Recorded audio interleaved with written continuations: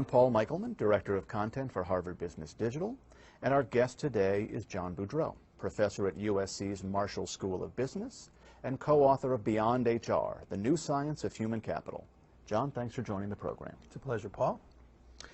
So, John, in your work, you emphasize the need to improve the quantity and/or the quality of talent where it makes the most difference in an organization. So implied here, it seems, is a two-step process. First, you need to determine where talent has the biggest impact. And second, you need to figure out how to improve the quantity or the quality of that talent.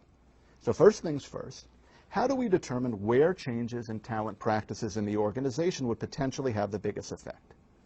Well, that's a big question. Obviously, there's a great deal of analysis that goes on to connect business processes or strategy to talent. What we describe in the book and what we've found is that it's very helpful to break it down into its components. So strategy questions often revolve around how we compete, what makes us different, how we're going to protect that difference, and how we create value.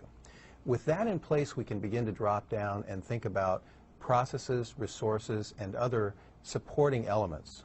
So we can ask things like, if this process is critical, where's the bottleneck in that process? What's pivotal in that process? If we have a resource, we can ask ourselves, is it about getting more, or is it about protecting the resources we have, or is it about making them more valuable? Those strategic pivot points are really important as the basis for understanding where talent might make the big difference.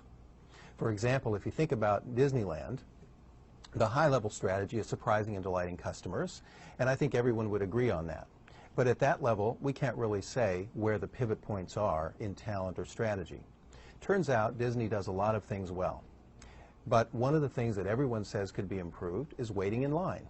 It's a bottleneck. It's a place where there's a great pivot point for Disney. So the talent that might be most pivotal at Disney might be the